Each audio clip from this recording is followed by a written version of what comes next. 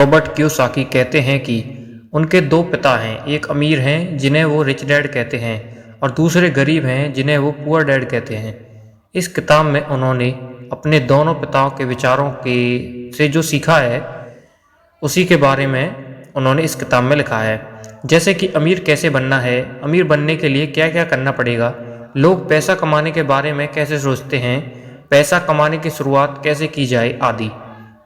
यह किताब लोगों के अंदर फाइनेंशियल अवेयरनेस पैदा करती है। आइए इस किताब की कुछ चीज़ों को देखते हैं। लेखक के पिता बहुत ही पढ़े लिखे थे, उन्होंने पीएचडी भी करा था और उनके दूसरे पिता ने अपनी स्कूल की पढ़ाई भी नहीं पूरी करी थी। दोनों ही अपने अपने कैरियर में सफल थे। एक फाइनेंशियल समस्या से जूझ रहे थे और दूसरे उनके शहर के सबसे अमीर व्यक्ति में से एक थे। जब वे पैसे के बारे में बात करते थे तो दोनों के नज़रिए भी अलग अलग थे।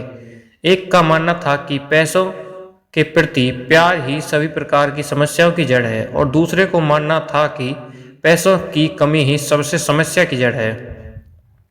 अब लेखक के बचपन में उनके सामने सबसे बड़ी दुविधा यह थी कि वह किसकी सुने, अपने रिच डैड या पुअर डैड की, क्योंकि पैसे के बारे में दोनों के नज़रिए पूरी तरह से अलग थे। हालांकि लेखक के दोनों पिता ही लेखक की भलाई चाहते थे। उनके पुअर डैड को हमेशा यह कहने की आदत थी कि हम ये नहीं ले सकते हैं, हम वो ले नहीं सकते हैं। वहीं उनके रिच डैड इस शब्द कभी भी उपयोग नहीं करते थे। उन्हें इस वाक्य से सख्त नफरत थी, यहाँ तक कि उन्होंने लेखक को भी इसका इस्तेमाल करने से मना कर दिया था। लेखक के रिच डैड कहते हैं कि तुम अपने आप से पूछो कि तुम कैसे उस चीज़ों को ले सकते हो। उनका मानना था कि जब तुम कहते हो कि तुम यह चीज़ नहीं ले सकते हो तो तुम्हारा दिमाग काम करना बंद कर देता है, और उसके विपरीत जब तुम अपने आप से ये सवाल पूछते हो कि तुम उस चीज़ को कैसे ले सकते हो तो तुम्हारा दिमाग अपने आप काम पर लग जाता है। उनका यह कहना बिल्कुल नहीं था कि आप सब कुछ खरीदने ते चलो। उनका यह कहना था कि अपने दिमाग को हमेशा एक्टिव रखो और उसे काम पर लगाओ, जिससे तुम्हारे ब्रेन की एक्सरसाइज होगी और वह दिन ब दिन मजबूत बनता चला जाएगा। उनके पुअर डैड कहते हैं कि सभी रिस्क मत लो, और रिच डैड कहते हैं कि रिस्क को मैनेज करना सीखो।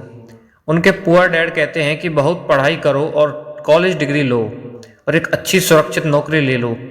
वहीं रिच डैड कहते हैं कि पढ़ाई करो और पैसे पैसे काम करता है वह सीखो। पैसों के लिए काम मत करो, बल्कि पैसों को तुम्हारे लिए काम पर लगाओ। 9 साल की उम्र में रॉबर्ट यानी कि लेखक ने डिसाइड किया कि वो अपने रिच डैड की सुनेंगे, उनके पैसे के बारे में सीखेंगे। पैसे के मामले में वो अपने पढ़े लिखे पुअर डैड को फॉलो नहीं करेंगे।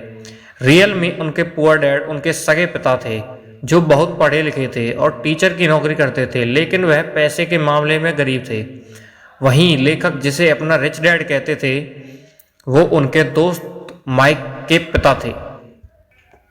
वो उनके दोस्त माइक के पिता थे जिनके पास रॉबर्ट और उनका दोस्त माइक पैसे कैसे कमाते हैं वो सीखने के लिए जाते थे।